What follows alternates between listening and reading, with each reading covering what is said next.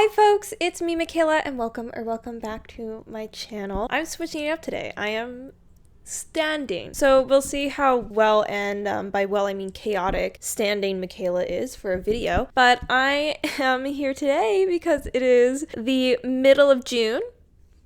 When did that happen? And that means it's time to do a little freak out, a mid-year freak out, if you will, about my reading. So this will be my first time doing the mid-year book freak out tag. I don't know why I haven't done this before. I think probably I just am really bad at scheduling and planning videos. I think that's really what the reality is. I've seen other people posting theirs and it reminded me that this exists, so I'm here to do mine. You're welcome. Without further ado and all that, should I just dive right into the tag and the questions? I think yes. So the first question is the best book you've read so far in 2025. I have had a few 5-star reads for 2025 so far. Like The Wedding People by Alison Espach is really something that I'm thinking about as one of my favorite books. What else did I give 5 stars? Surely it should mean more to me. You know what? I don't know how I possibly could have forgotten about this beauty. One Golden Summer by Carley Fortune. Read this for a reading vlog. Benjamin, it's not tree time. It's literally the middle of the day. I read this for a reading vlog relatively recently, and I absolutely adored this book. I love Carley Fortune. This is like revisiting Barry's Bay. So you get Sam and Percy from Every Summer After, and this is telling the story of Charlie, and then the main character that you're reading perspective of is Alice, and I love it. I adored it. Probably one of my best reads, if not the best read of 2025 so far. The next question is the best sequel that you've read so far in 2025, and as we know, I am a series queen, so I am constantly trying to read more in books series that I'm in the middle of because I love starting book series and then I very quickly become overwhelmed. So I've read quite a few. I'm thinking The Wicket King by Holly Black, which I very much loved. Amazing cliffhanger ending for The Wicket King. I need to get on to reading The Queen of Nothing already. I also read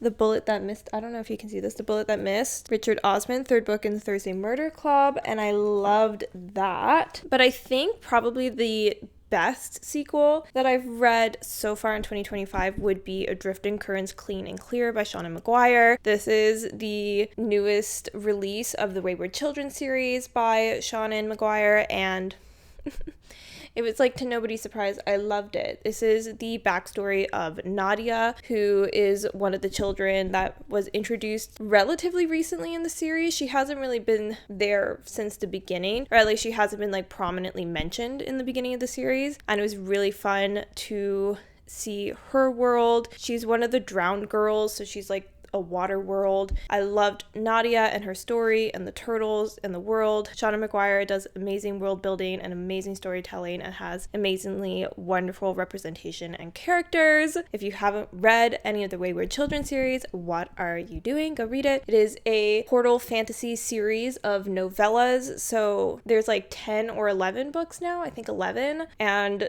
there's another one coming in the new year. I'm already excited for it. They're great. They're exciting. They're whimsical. They have this dark whimsy to them.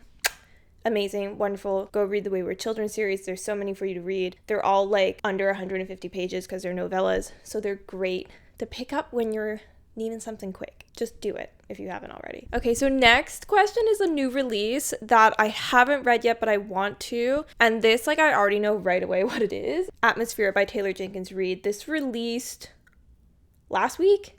No. 2 weeks ago? Did this release in May? And now it's June and I haven't read it yet? Potentially. But this is her newest release. I got it in the mail. I am excited to read it. I've just been needing to read other things first that are more priority than this. But I will be getting to this as soon as I am able. This is about space. And that's about all I know about it, is that it's about space.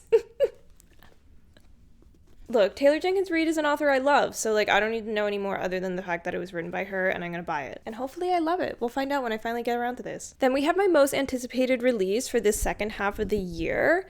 I don't know what there is in the second half of the year that I'm excited for, because I feel like all of my top anticipated releases were for the first half of the year. We had the Carley Fortune book, Taylor Jenkins Reid, Great Big Beautiful Life by Emily Henry was on there. Oh, the new Fredrik Backman, My Friends, was one of my top releases. They all released in the first half of the year. What's even happening in the second half of the year? Do I even care? I do think that the second book in Quicksilver by Hart is releasing in the fall of this year. I want to say like November time. I think it's called Brimstone. So like I'm only recently have become anticipated for that just because I read Quicksilver and I had so much fun with it. Do I think it's amazing? Like, no. Do I think it's original? No. But did I have like so much fun and I kind of hooked and addicted to it? Yes, that is correct. So I'm like kind of looking forward to that. And then there's a new Richard Osman coming in the fall too. That's exciting. What is the new Richard? It's the next in Thursday Murder Club. I thought Thursday Murder Club was done with the fourth book, which I haven't even read yet, The Last Devil to Die. So need to get The Last Devil to Die and read that. But then there's now a fifth book coming out for Thursday Murder Club in the fall. And it's called, it's like The Impossible something. I'll find the cover and put it here for you. But that's probably like a top release. Even though I can't read it when it releases because I still have another book in the series to read before I can read this one, I am still so excited because I love the Thursday Murder Club. Like, those are my favorite old people and they're just solving crimes. And also Bogdan,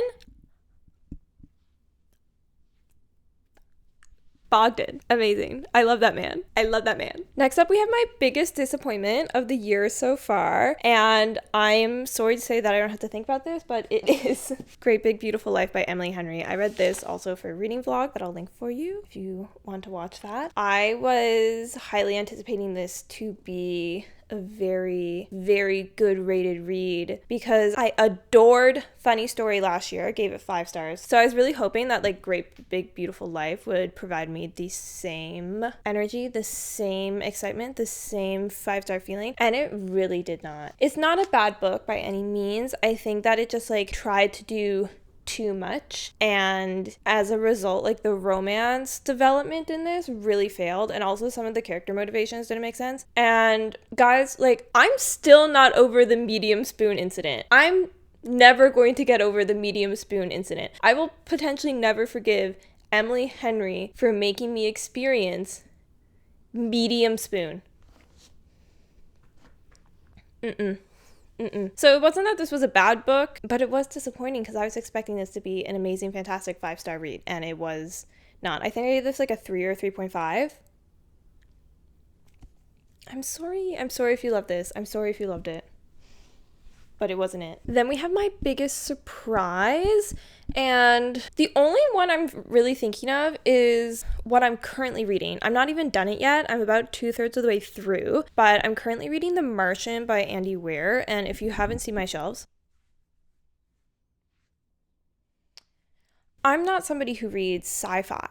I'm like a fantasy girly. I like some fantasy. I read some Brandon Sanderson, have some Poppy War, okay? Have some YA fantasy. I have some romantasy. You know, I like all of that. Sci-fi, I'm not a sci-fi girl. But I was like, I should broaden my horizons of reading. I should branch out. I should experience the new. And so I decided to read The Martian by Weir. And like I said, I'm not done it yet, so I can't give my full thoughts. But I am so far liking it a lot more than I was expecting myself to like it. I went into it thinking like, Michaela, you're gonna read this sci-fi and then you can say that you tried out sci-fi and that's all you gotta do. That, you know, you did it. Once you read the book, you did it. You read the book, you read the sci-fi. And I'm actually having a fun time. It is very science, but it is quite fun and exciting. So that's a shock. That's a surprise. Other than that, I feel like I've been mostly reading very predictable books for me this year, so like there hasn't been much that's like, oh wow, I love this book, what a shock. Because like I pick up books because I think I'm gonna like them. Like, it's not very often that I pick something up and I'm like, ooh, I don't know, because that feels like a waste of my time. I want to pick up stuff that I'm like, I'm gonna love it, I'm gonna do it, I'm gonna read that, and it's gonna be great. And then it is, hopefully. Like, that's kind of my vibe. I'm not out here trying to take risks all the time because I am risk adverse when it comes to reading. Because books are a dedication of time, and time is short. I have a full-time job that I have to keep because I need to support my cat child. He has very expensive needs. And by needs, I mean I like to spend money on him. So then we have favorite new author. Who am I going to give favorite new author to? Have I read that many new authors? I feel like I'm a creature of habit. I often don't read new authors.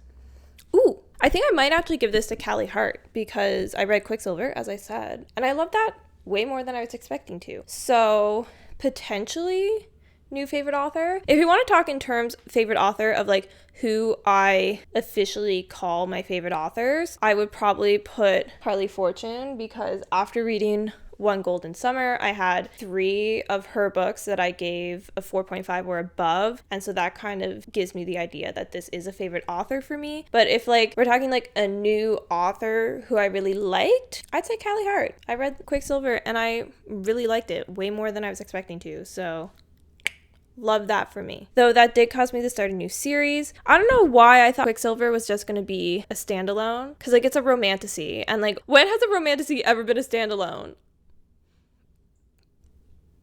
I don't know, I was being Delulu when I thought that, but nobody tell my series spreadsheet because it hates me right now. Then we have newest fictional crush, and I'm not really like a book boyfriend kind of girl, so I think I might just lump this into the next question, which is newest favorite character. And I think I probably, all I do is talk about Carley Fortune and One Golden Summer, I know, but Charlie and One Golden Summer, I loved him and his fun banter and his lake vibes and his character growth and his relationship with Alice. Wonderful. Loved it. Amazing. We stand Charlie. If you didn't like this book, you're in the wrong place right now.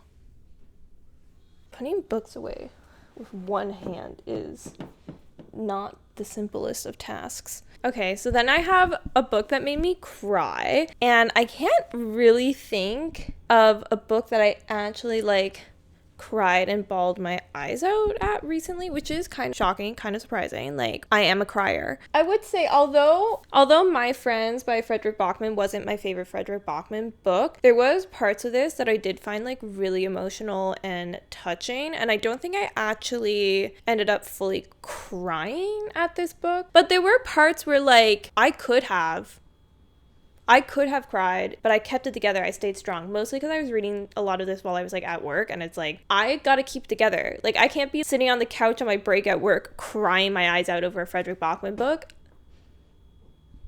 Like, that'd be really weird. I didn't cry at this, but I came very close, and I definitely could have if I was reading it maybe at home. I would have let the tears loose for parts of this book. Love Fredrik Backman. He's always making me feel the feels. When has he never made me feel the feels? Even in this book, which wasn't even my favorite, I still like basically loved it. Then we have a book that made me happy, and like this could be basically like any book I gave 5 stars. I could just fully come out and say One Golden Summer again, but I will try and switch it up for you and not talk about Carley Fortune and One Golden Summer for like a 4th time. I could say The Bullet That Missed by Richard Osman. I did really love this book. Again, like I said, I love the Thursday Murder Club and these characters, and we get a lot more Bogdan in this, which makes me very happy. So maybe it's the Thursday Murder Club. Maybe this is my happy book. Perhaps. I'm going to say this is my happy book. Because, like, I loved the Wedding People. Like I said, that was one of my 5-star reads this year. But I wouldn't exactly call that book happy.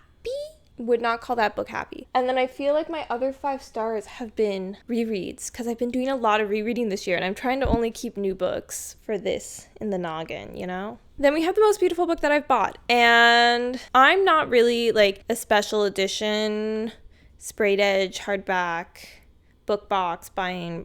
I don't buy any of that. So a lot of my stuff is standard. I do love One Golden Summer. God, I did it again. I'm sorry. I did it again. I mentioned it. But I have the Indigo exclusive edition of One Golden Summer that has the golden title instead of the yellow. And I think it's just like glorious, wonderful, beautiful. I did buy these beautiful editions of the first 3, the original trilogy of the Hunger Games. And so I might say these were the most beautiful that I've bought this year. Hold on. I have tiny hands. The Hunger Games, Catching Fire, and Mockingjay. I didn't get them for the sprayed edges because sprayed edges kind of serve no purpose to me. I don't understand the reasoning for a sprayed edge. But I do love these. These are Very cute, very gorgeous. So I'd say these are probably my favorite, prettiest books that I bought. Desperately trying to stay organized while I do this. So the last question then is, what books do I need to read by the end of the year? And the answer to this is every book on every yearly TBR I have ever made, because I still haven't finished a single one of them. I know, it's like shocking behavior. I have been trying to really like focus on it lately. I've tried to been like actively reading the books I said I was going to read, and I'll go into like more detail for this in another video. I'm going to be filming my Q2 first half of the year check-in on those TBRs soon, so you can see all of those books and how I'm doing with that over there. But those are really the books that I absolutely need to read. And then there's also my physical TBR, which is like not super long. I don't have that many books on it. I do have a lot of kind of like general fiction books that I have on my shelf from a university course that I did, that I've told myself I would like to read, and I have on my physical TBR, even though I have technically read them all. I read them all for the university course, so I put them all back onto my physical TBR, because like, do I remember what happened in any of those books? No. So I probably should try to get to some of those, because otherwise they're going to be sitting there until the end of my days. So maybe I'll add that onto my list, as if I need to add more books onto my list of books I need to read. But okay, that is my mid-year freak out. I actually don't think I'm freaking out quite yet. I think when I actually do my video checking in on my yearly TBRs is truly going to be the freak out moment. As much as I've been trying to like think of the books I put on, I haven't actually visited the list. I've just been thinking about the books I remember putting on the list and trying to read those recently, because I'm afraid to look at the list. I'm afraid to look at the list and see how bad the damage is, because I made it why did I make this a goal? I made it a goal this year to read all of my 25 books in 2025, as well as the books that I had left and had not yet read on my 24 books in 2024 and my 23 books in 2023. Who am I to think that when I read like 60 books a year? Girl, that is over half of your reading is just these TBR books, and I keep buying new releases.